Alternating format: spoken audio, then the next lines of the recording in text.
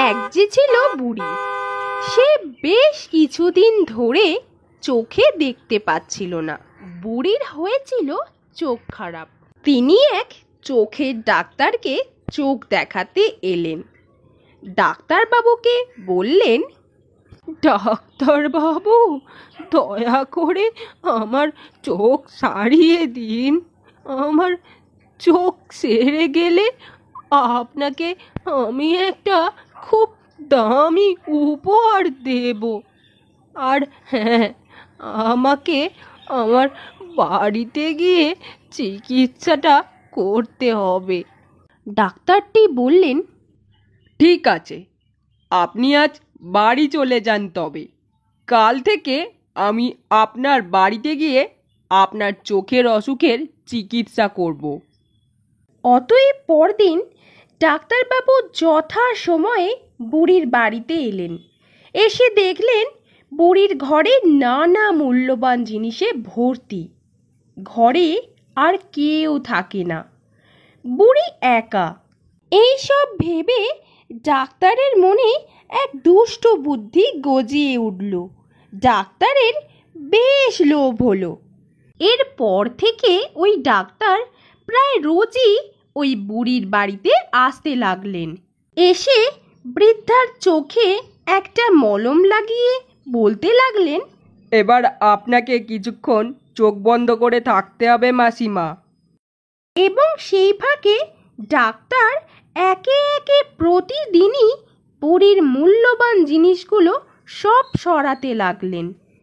দিনের পর দিন এমনি করেই বুড়ির মূল্যবান জিনিসগুলি সব যখন ডাক্তারের নেওয়া হয়ে গেল, তখন তিনি বুড়িটিকে বললেন, আপনার চোখ এবার সম্পূর্ণ ভালো হয়ে গেছে, এবার আমার বকশিসটা দিয়ে দিন। বুড়িটি বকশিস দিল না এবং কোনো উত্তরও দিল না। ডাক্তার এবার বুড়িটির নামে আদালতে নালিশ করল এবং আদালতে বুড়িটিকে হাজির করালো। বিচারক বুড়িটিকে বললেন, চোখ সেরে গেলে ডাক্তারকে বকশিস দেবেন বলেছিলেন, তা দেননি কেন? বুড়িটি বলল, হুজুর, চোখ তো আমার সারেনি হুজুর, বরং আগের চেয়ে চোখ আমার বেশি খারাপ হয়ে গেছে। বিচারক বললেন, কি করে তা বুঝলেন?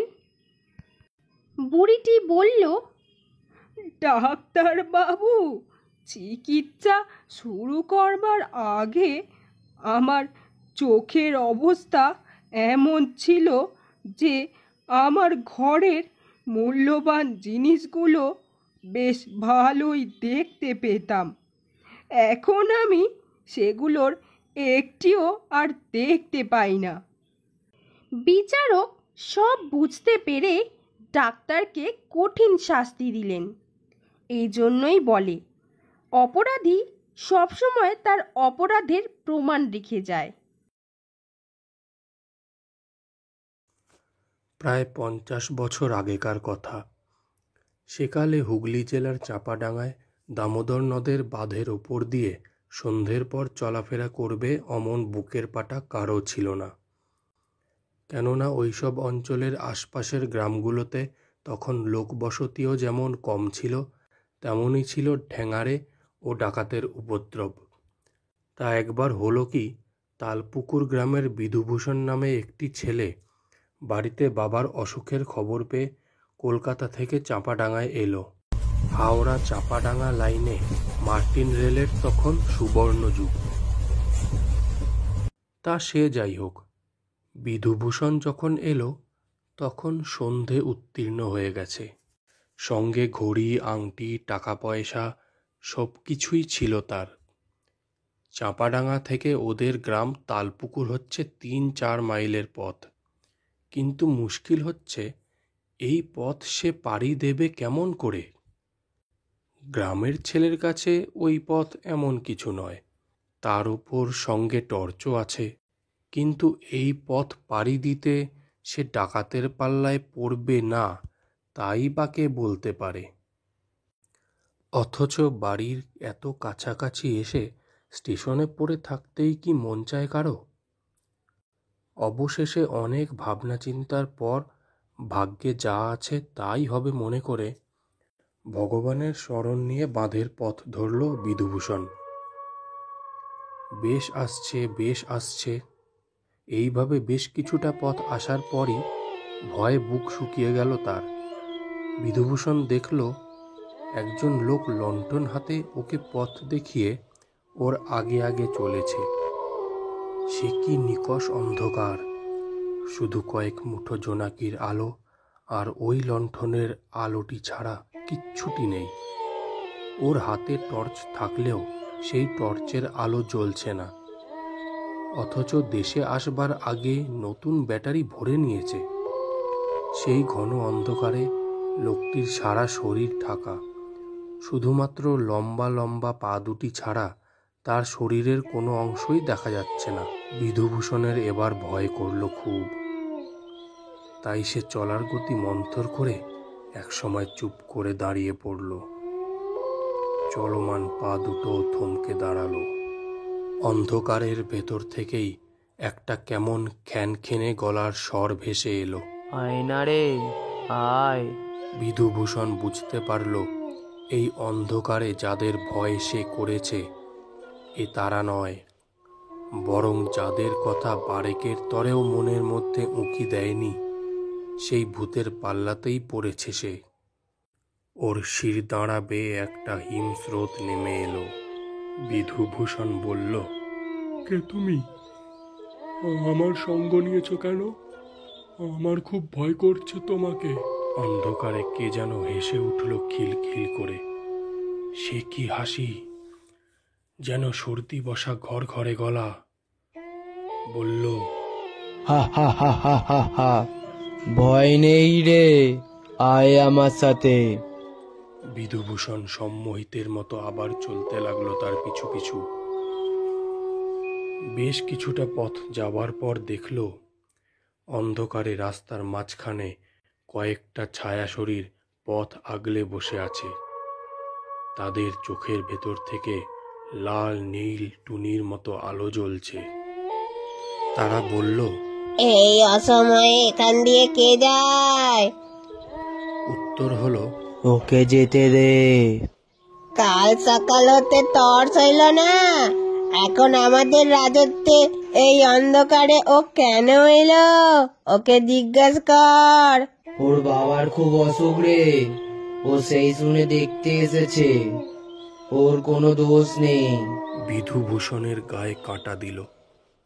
ওর বাবার অসুখের কথা ও কি করে জানলো? সেই ছায়া শরীরগুলো বিশ্রী গলায় হেসে উঠল এবার। আর বাবার অসুখ তো তোর কি? তুই আর কে? বলার সঙ্গে সঙ্গেই সেই লণ্ঠনধারীর মুখ থেকে আগুনের একটা হলকা ছুটে গেল ছায়া শরীরগুলোর দিকে। ব্যাস, চোখের পলকে সব উধাও, আবার নিঃশব্দে পথ চলা। যেতে যেতে হঠাৎই একসময় দেখতে পেল মশাল হাতে ভয়ঙ্কর চেহারার কিছু লোক বনজঙ্গলের ভেতর থেকে বেরিয়ে এসে বাঁধের পথ ধরে এগিয়ে আসছে। যারা আসছে তাদের শরীর আছে, আর কি ভীষণ চেহারা তাদের। বিধুভূষণ বুঝতে পারল আজ আর নিস্তার নেই তার। কালীচরণের পাল্লায় পড়ছে সে, ওরই দলবলে এসে আক্রমণ করবে এবার। লণ্ঠনধারী তখন উধাও, ভয়ঙ্কর ডাকাত কালীচরণ, যার প্রাণে কোনো মায়া মমতা নেই। দলের পুরো ভাগেই তখন কালীচরণ ছিল। গম্ভীর গলায় হাঁক দিল, কে আছে? বিধুভূষণ বলল, আমি তালপুকুর গ্রামের ছেলে, আমার বাবার অসুখের খবর পেয়ে আসছি। আমাকে যেতে দাও কালীচরণ। কালীচরণ বিকট ভাবে হেসে উঠল।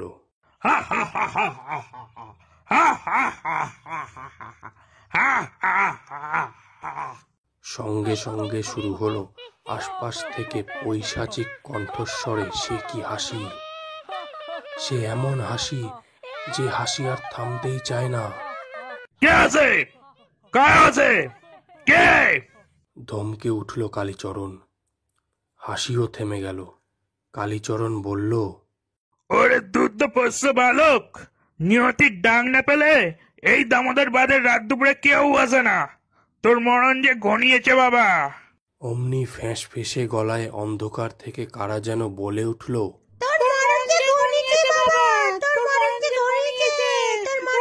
কে কে বলে এই কথা? কে? গর্জে উঠল কালীচরণ। আবার সব চুপ।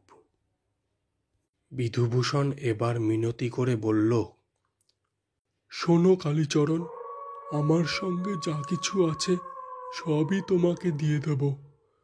শুধু দয়া করে আমাকে প্রাণে মেরো, হ্যাঁ?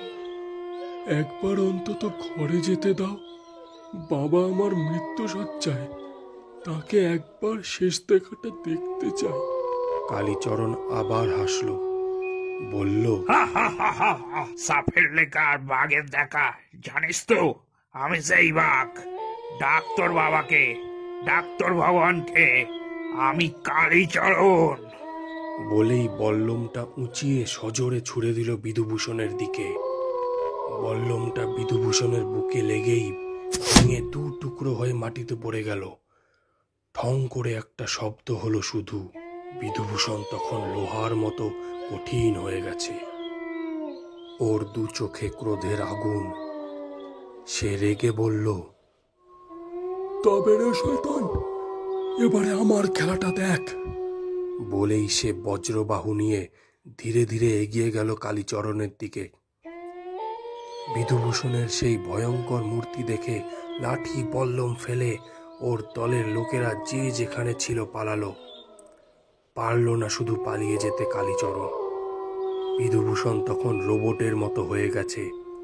সে দুহাতে কালীচরণকে ধরে তাকে শূন্যে তুলে নিয়ে ধরের উপর মুন্ডুটা পাকিয়ে আছাড় দিয়ে মেরে ফেলল। অন্ধকারের ভেতর থেকে কারা যেন বলে উঠল,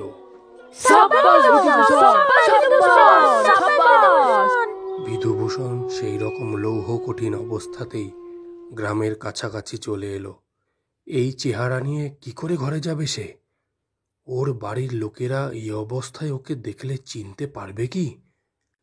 এই সব চিন্তা করতে করতেই গা মাথা ঝিমঝিম করে উঠল তার। দাঁড়িয়ে থাকতে থাকতেই হঠাৎ সেইখানে মাথা ঘুরে পড়ে গেল বিধুভূষণ।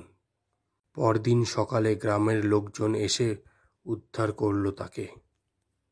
ঘরে নিয়ে গিয়ে চোখে মুখে জলের ঝাপটা দিতেই জ্ঞান ফিরল ওর।